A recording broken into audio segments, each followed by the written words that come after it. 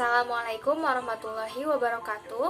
Perkenalkan, nama saya Alda Yuwiningrum, saya dari kelas PAI 4A. Di video ini, saya akan menjawab pertanyaan dari teman-teman semua tentang materi yang pernah saya presentasikan, yaitu tentang toharoh. Sekaligus, pembuatan video ini dibuat untuk pemenuhan tugas ujian akhir semester mata kuliah materi PAI SMP yang diampu oleh Bapak Dr. Haji Amiruddin, Dr. Andes, MPDI, dan asisten dosen Pak Umar Mukhtar, SPDI, MPDI. Selanjutnya, langsung aja kita ke sesi Q&A.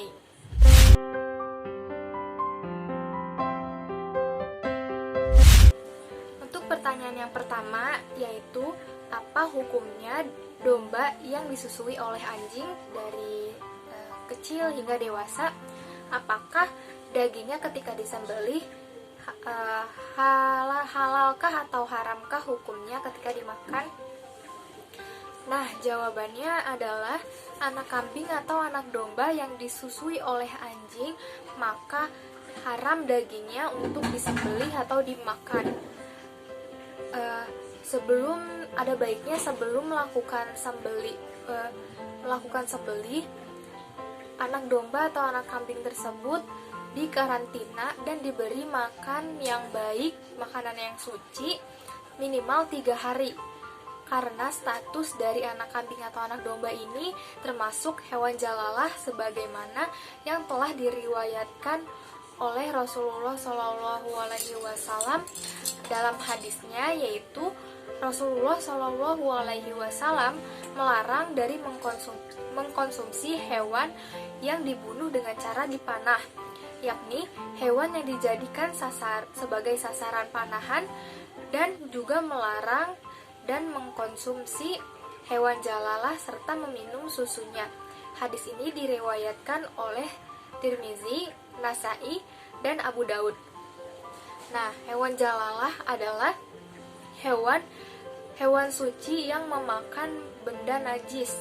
Contohnya seperti kambing atau domba tersebut yang memakan atau meminum susu dari susu anjing tersebut. Itu merupakan hewan jalalah.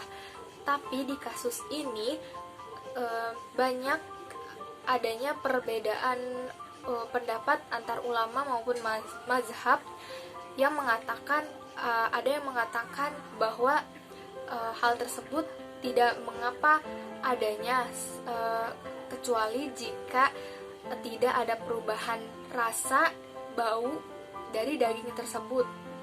Nah, tapi menurut mazhab Imam Syafi'i bahwa hal tersebut tetap haram untuk dimakan.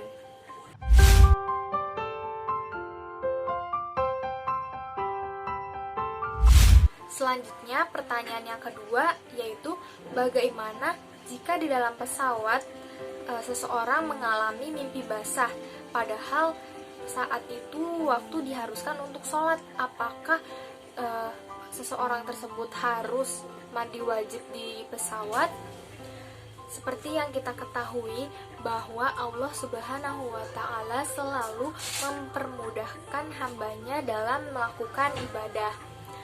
Dalam situasi dan kondisi dari pertanyaan tadi, yaitu ada seseorang sedang berada dalam pesawat, kemudian ia tidur hingga mengalami mimpi basah, padahal saat itu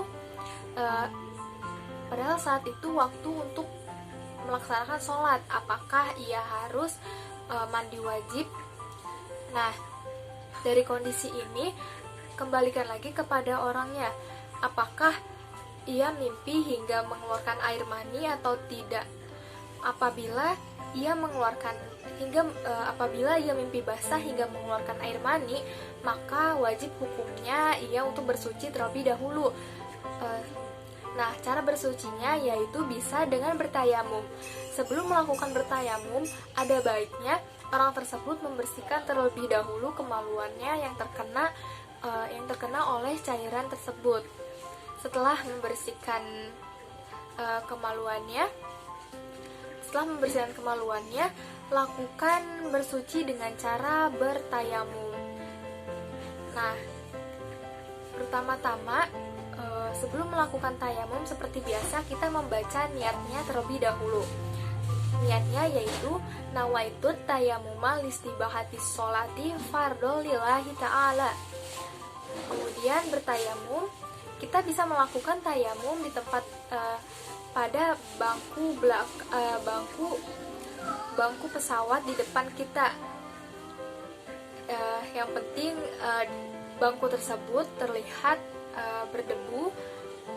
Nah, pertama caranya yaitu cukup membasuh muka, mengusap muka, kemudian tangan hingga ke siku. Cukup sampai situ kalau untuk bertayamum.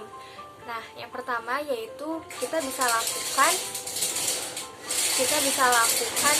tayamum di belakang bangku pesawat dengan cara menaruh telapak tangan kita seluruhnya di depan bangku yang ada di depan kita, di bangku yang ada di depan kita.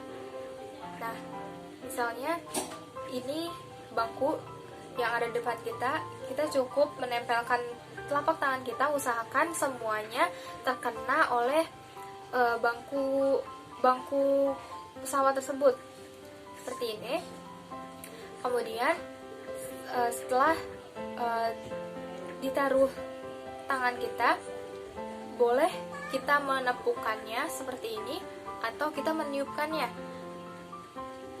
Setelah itu kita boleh langsung mengusapkannya pada wajah, seluruh wajah satu kali saja. Kemudian dilanjut tempelkan lagi telapak tangan kita di bangku yang ada di depan kita. Usahakan lagi ini semua menempel pada bangku tersebut. Kemudian dimulai dari tangan kanan.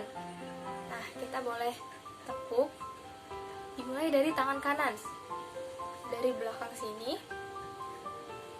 hingga siku, kemudian putar ke atas bagian tangan atas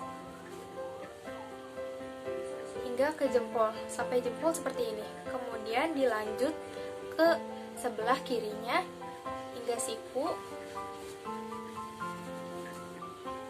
di atasnya, kemudian hingga jempol. Nah, selesai bertayamum, membaca doa setelah wudhu seperti biasa. Doanya yaitu asyhadu alla ilaha illallah wahdahu la syarikalah wa asyhadu anna muhammadan abduhu wa rasuluh. Allahumma ja'alni minat tawabina wa ja'alni minal mutatahhirin. Nah, setelah itu baru deh bisa melaksanakan ibadah sholat.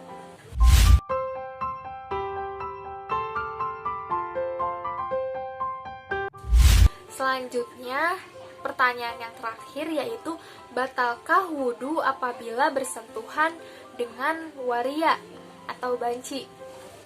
Banci dalam tinjauan syariah Islam terdapat 3 macam. Yang pertama yaitu banci yang memiliki jenis kelamin ganda, namun belum diketahui lebih dominan ke laki-laki kah atau dominan ke perempuan. Maka dalam istilah fikih, banci ini disebut dengan khunsa muskil. Jika sudah wudhu dan bersentuhan dengan mereka, maka tidak batal wudhunya. Kemudian yang kedua yaitu ada banci yang memiliki alat jenis kelamin dan ganda, namun sudah terlihat sifat dominan jenis kelaminnya. Contohnya sudah dominan ke laki-laki, berarti orang tersebut adalah laki-laki. Apabila dominan ke perempuan, maka orang tersebut adalah perempuan. Dalam istilah fikih ini disebut dengan khunsa. Maka apabila bersentuhan dengan banci jenis yang kedua ini, apabila bersentuhan maka batal wudhunya. Yang ketiga yaitu pria yang berpembawaan seperti wanita, entah itu bawaan dari lahir atau hanya ikut-ikutan, padahal memiliki jenis kelamin yang normal dan tidak ada kelainan. Maka dalam istilah fikih ini disebut dengan mukhonnas. Jika berwudu, jika dalam keadaan wudu dan bersentuhan dengan mukhonnas, maka tetap batal wudunya. Sekian jawaban pertanyaan dari teman-teman semua. Mohon maaf bila banyak kekurangan atau salah kata atau salah materi dalam menjawab pertanyaan dari teman-teman semua. Semoga teman-teman tidak berhenti mencari jawaban sampai di sini, tapi teman-teman bisa mencarinya melalui guru ngaji atau ustadz yang ada di lingkungan rumah teman-teman semua. Saya mohon maaf apabila banyak kekurangan dan kesalahan kata. Ihdinas siratal mustaqim, wallahul muwaffiq ila aqwamit thoriq. Wassalamualaikum warahmatullahi wabarakatuh.